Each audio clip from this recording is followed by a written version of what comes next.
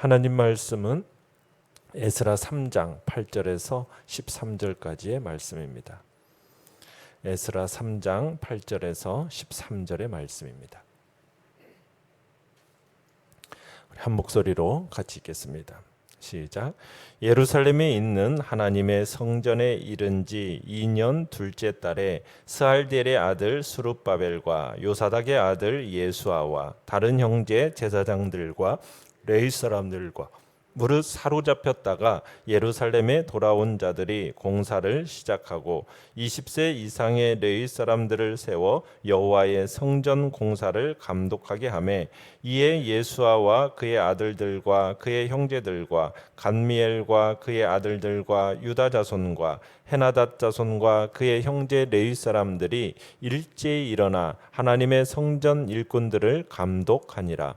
건축자가 여호와의 성전의 기초를 놓을 때에 제사장들은 예복을 입고 나팔을 들고 아삽 자손 레위 사람들은 제금을 들고 서서 이스라엘 왕 다윗의 규례대로 여호와를 찬송하되 찬양으로 화답하며 여호와께 감사하여 이르되 주는 지극히 선하심으로 그의 인자하심이 이스라엘에게 영원하시도다 하니 모든 백성이 여호와의 성전 기초가 놓임을 보고 여호와를 찬송하며 큰 소리로 즐거이 부르며 제사장들과 레위 사람들과 나이 많은 족장들은 첫 성전을 보았으므로 이제 이 성전의 기초가 놓임을 보고 대성통곡하였으나 여러 사람은 기쁨으로 크게 함성을 지르니 백성이 크게 외치는 소리가 멀리 들리므로 즐거이 부르는 소리와 통곡하는 소리를 백성들이 분간하지 못하였더라. 아멘. 오늘 말씀의 제목은 서로 다른 세대가 하나가 되어라는 제목으로 말씀을 나눕니다. 성전은 이스라엘 백성의 삶의 중심이며 하나님이 그 백성들과 함께 하신다라는 상징입니다. 그래서 이스라엘 백성들은 귀환한 이후에 가장 먼저 성전 수리 공사를 시작합니다. 8절에 보시면은 예루살렘에 이른 지 몇째 달에 이제 시작했다고 얘기합니까? 2년 둘째 달에 하나님의 성전에 이른 지 2년 둘째 달에 이제 스알디엘의 아들 스룹바벨과 요사닥의 아들 예수아와 함께 이제 다른 형제 제사장들과 함께 본격적으로 짓기 시작합니다. 2년 둘째 달에 시작한다. 이것은 솔로몬이 성전을 건축할 때 두 번째 달에 성전 건축한 것과 똑같습니다. 그러니까 지금 돌아온 이스라엘 백성들의 마음은 다 어디에 가 있느냐면 성전을 지었던 그 선배들처럼 성전을 지어내고 싶었던 겁니다. 그래서 솔로몬이 했던 것처럼 시돈과 두로에서 백향목을 가져와서 할 수 있는 대로 최선을 다해서 지어보려고 하고 있는 거죠. 자, 내용 관찰 문제 1번을 보시면 하나님의 성전 공사를 시작할 때 레위 사람들의 역할은 무엇이었습니까? 자, 성전 건축은 온 백성이 함께 했습니다. 그래서 스룹바벨과 예수아가 총 지휘를 맡았고요. 그리고 제사장들과 레위 사람들이 도왔는데요. 레위 사람 중에 20세 이상인 자들이 공사 감독이 되어서 백성들과 함께 진행했습니다. 9절에서도 성전 공사를 위해서 제사장의 가족들과 레위 사람의 가족들도 한 마음으로 즐겁게 일을 했습니다. 자, 그렇게 어느 정도 준비가 다 된 후에 무엇을 합니까? 10절로 11절을 보시면은 이 재료를 다 갖다 놓고 기술자를 고용해서 건축 준비가 다 되니까 기초를 놓기 전에 지금 무엇을 하고 있어요? 성전을 수리하며 성전 기초를 놓을 때 제사장들은 예복을 입고 그리고 나팔을 들었죠. 또 아삽 자손 레위 사람들은 제금을 들고 다윗의 규례대로 지금 여호와를 찬송했습니다. 그러니까 감사와 감격과 노래가 가득한 예배를 드린 것입니다. 지금 귀향민들은 선조들이 수백 년 동안 드렸던 예배와 동일한 예배를 드리고 있는 거예요. 솔로몬 성전에서 지금 레위 사람 가운데 아삽 자손들만 찬양을 했었어요. 그것처럼 지금 이 예배에서도 아삽 자손들만 지금 찬양을 하고 있습니다. 그것도 다윗이 지정해 준 그 자리에서 찬양을 했어요. 지금 그러니까 이 귀향민들은 지금 모세의 율법 그리고 다윗이 정해진 규례와 규정 이것을 그대로 준수하고 있는 것을 보고 있는 겁니다. 자, 11절도 보시면은 이들이 지금 하나님께 찬양하는 찬양도요. 어떤 찬양입니까? 하나님의 선하심과 그분의 성실하심, 인자하심, 그리고 이스라엘을 향한 사랑, 그 하나님의 그 영원하심 이것을 지금 기념하면서 찬양을 하잖아요. 이 찬양도 과거에 자주 사용되던 시편을 지금 그대로 찬양으로 사용하고 있는 겁니다. 지금 예레미야가 훗날 주의 백성이 기쁨과 즐거움으로 노래 부를 날이 올 것이다 그러더니 지금 그 예언이 성취되어지는 것을 지금 보여주고 있는 거죠. 비록 허물어진 성전이 아직 재건되지는 않았지만 하나님은 이날 이스라엘의 찬송 중에 거하셨던 거죠. 자, 내용 관찰 문제 2번을 보시면 성전의 기초가 놓였을 때 제사장들과 레위 사람들과 나이 많은 족장들 그리고 모든 백성들은 어떻게 반응했습니까? 자, 11절 끝에 보면 모든 백성들은 여호와의 성전 기초가 놓임을 보고 여호와를 찬송하면서 큰 소리로 즐거이 불렀습니다. 그러니까 대부분의 사람들은 감사와 감격의 예배를 드린 겁니다. 자, 그런데 12절에 보시면은 몇몇은 통곡을 하고 있어요. 그죠? 누가 그렇게 대성통곡을 하고 있습니까? 제사장들과 레위 사람들과 나이 많은 족장들이라고 그랬어요.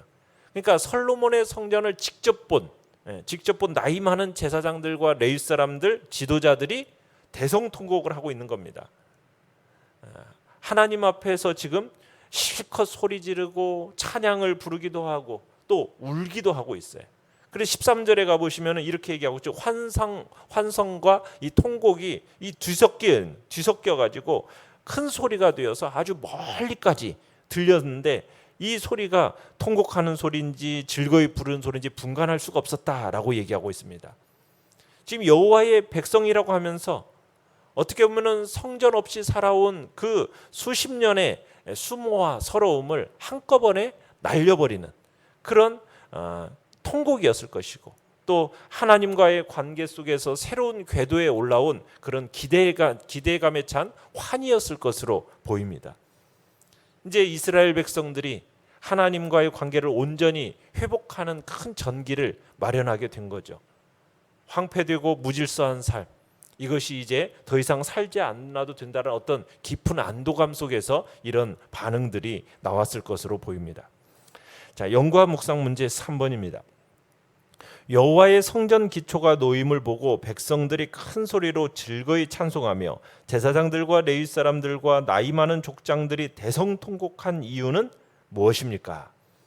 자, 불타버린 성전을 재건하게 된 것은 이제 민족의 염원이자 꿈이었던 일입니다. 그러니 이들에게서 얼마나 기뻤겠습니까? 그래서 큰 소리로 즐거이 찬송을 했어요. 그렇지만 제사장들과 레위 사람들과 나이 많은 지도자들은 이 솔로몬의 성전에 비하면 지금 이 성전은 어때요? 너무나 보잘것없고 초라했던 겁니다. 그래서 대성통곡했어요. 금과 은으로 치장되어졌던 그 솔로몬의 성전, 웅장했던 그 솔로몬의 성전에 비하면 참 이 터가 놓였는데 너무 초라한 거예요. 너무 왜소하고 보잘것없는 겁니다. 그래서 탄식하며 우는 거죠. 통곡하면서 우는데 단순히 너무 왜소하고 작기만 해서 울었겠습니까? 통곡 가운데는 또 무엇이 있었겠어요? 아름답고 풍성하고 그 웅장한 성전에서 예배드렸을 때는 왜 몰랐을까? 왜 그것이 귀한 줄 몰랐을까? 하는 그 탄식과 눈물이 묻어 있었을 것입니다. 수십 년을 성전 없이 살아본 다음에야 비로소 그 소중함을 깨달은 거요. 그러니 감회가 더욱 새로웠을 것입니다. 누리고 있는 복이 사라지기 전에 그 소중함을 깨닫는 사람, 그 사람이 참 복된 사람이죠. 다른 사람들은 당연시하는 그 은혜에 대해서 꾸준히 감사하는 사람, 그 사람이 참으로 복이 있는 사람인 겁니다. 참 우리가 이 코로나 시대를 지내면서 우리가 그 전에 일상의 삶이 얼마나 당연시하던 그 삶이 얼마나 복된 삶이었는지 우리가 지금은 느끼지 않습니까? 그런 특별한 시대를 우리는 지금 보내고 있는 것 같아요. 우리는 그 시대에 감사할 줄을 몰랐어요. 함께 모여서 참으로 찬양하고 소리 지르면서 예배하고 기도하고 함께 먹고 마시면서 즐거이 교제하는 그것이 그냥 감사한지를 몰랐던 거예요. 그냥 그것이 당연한 일상인 줄 알고 그것이 계속할 줄 알고 우리는 그저 지내왔었어요. 그러나 코로나를 딱 경험하고 나보니까 어떻습니까? 그날 그 환경이 얼마나 복된 환경이었는지, 너무나 당연시했던 그것이 얼마나 복된 환경이었는지 우리가 지금 우리로 하여금 깨닫게 하는 시간인 것 같습니다. 우리는 이 시간에 그것들을 다시 한번 생각할 뿐만 아니라 우리에게 있어서 이런 또 공간적인 이런 공간들이 쥐어지고 또 귀한 지체들이 한 사람 한 사람 내 옆에서 예배드려지는 이것이 또 얼마나 감사와 감격인지를 또한 우리는 기억해야 됩니다. 알아야 됩니다. 이런 환경도 이것도 얼마나 감사한지 몰라요. 어제 제가 데살로니가 후서에서 멸망의 아들이 나타나면 배도하는 일이 대대적으로 일어날 것이라는 데살로니가 후서 2장의 얘기를 잠깐 해드렸지만 여러분 그때는 이렇게조차도 모일 수 없는 날이 분명히 오게 됩니다. 그날이 오기 전에 우리는 주님 앞에서 이것이 얼마나 감사하고 우리가 이런 공간 안에서 예배 드리고 정말 눈치 보지 않고 하나님 앞에 찬양할 수 있는 그런 시간이 주어졌다라는 것은 우리가 얼마나 감사해야 될 일인지 우리가 다시 한번 주님 앞에서 이 시간 감사와 감격으로 나아가야 된다는 얘기입니다. 주님 앞에서 무엇인지 정말 뭐가 감사할 일인지 잃어버리고 없어진 상태 가운데서 통곡하고 아파하면 그건 너무 어리석은 것이지 않습니까? 무엇이 귀한 줄 알고 무엇이 우선적으로 중요한 줄 아는 것이 우리에게 있어서 꼭 필요한 거죠. 살아있는 감사와 기쁨이 있는 예배가 다시 한번 우리의 삶에 회복되어지기를 간절히 바랍니다. 느낀 점 4번입니다. 솔로몬 성전을 보았던 세대와 바벨론에서 태어난 세대가 서로 느끼는 감정은 다르지만 함께 사역하고 예배하는 모습을 볼 때 무엇을 느낍니까? 참 우리도 하나님의 성전을 짓는 자들입니다. 지금 귀환한 이스라엘 자손들은 그 예루살렘 성전 재건에 있어서 지도자들로부터 솔선수범해서 율법의 규례대로 온 백성들이 찬송하고 감사로 일을 시작하는 것을 보게 됩니다. 이와 같은 믿음과 충성의 자세로 연합해서 일을 했기 때문에 이 성전 재건이 가능했던 거예요. 그러니까 우리는 믿음과 연합, 충성의 자세로 연합하는 것은 너무나도 중요하다는 것을 우리가 이 시간 느끼게 돼요. 우리 성도들은 성전을 재건을 시작할 때 지금 이스라엘 자손들을 본받아서 무슨 일이든지 합당한 자세로 시작을 해야 됩니다. 열심, 치밀한 준비, 화합, 하나님을 의지하는 믿음. 여러분 무슨 일이든지 이것으로 시작을 해야 그래야 완성이 되어져 갈 수 있어요. 또 우리는 우리의 다음 세대들을 잘 준비하고 기르는 것이 너무나도 중요하다는 것을 다시 한번 느끼게 됩니다. 바벨론에서 정말로 하나님의 은혜가 무엇인지를 깨달아 알아가는 그런 복된 세대가 태어났고 함께 이 일에 동참하는 그런 세대가 일어났다라는 것은 참으로 얼마나 귀하고 복된 일입니까? 우리에게 있어서도 우리의 다음 세대들을 이렇게 길러내야 할 책임감을 다시 한번 느끼게 되는 것입니다. 함께 주님의 나라를 세워나가는 그 복된 세대, 탁월한 다음 세대, 이전보다도 이후의 영광을 더 크게 할 그런 복된 믿음의 세대들이 일어나도록 우리는 기도해야 될 것입니다. 그리고 그 세대들과 함께 지금부터 참으로 하나님의 나라를 세워가는 일에 있어서 우리가 한 마음과 한 뜻을 이뤄나가는 것이 중요함을 다시 한번 생각하게 됩니다. 그래서 주의 나라를 이런 복되게 아름답게 세워나가는 우리 교회가 되기를 간절히 바랍니다. 결단과 적용 5번입니다. 세대는 서로 다르지만 함께 예배할 수 있는 가정을 만들어가고 있습니까? 이를 위해 내 가정, 내 교회에서 실천할 수 있는 것은 무엇입니까? 여러분의 가정은 무엇을 만들어가고 있습니까?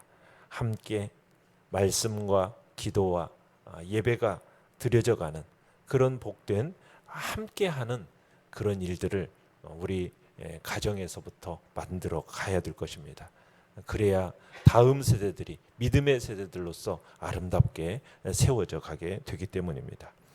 오늘의 기도 같이 읽겠습니다. 시작. 세상을 사랑하는 그리스도인으로 변질되지 않도록 하나님만을 사모하는 열정을 주소서. 아멘. 말씀을 생각하면서 기도하시고요. 연약한 우리의 지체들을 위해서 기도해 주십시오. 코로나19 바이러스를 잠잠케 해달라고, 그리고 주의 은혜와 자비하심이 우리 가정과 교회마다 또 풍성하게 나타날 수 있기를 소원하면서 주여 3번 부르짖으며 나아갑니다. 주여!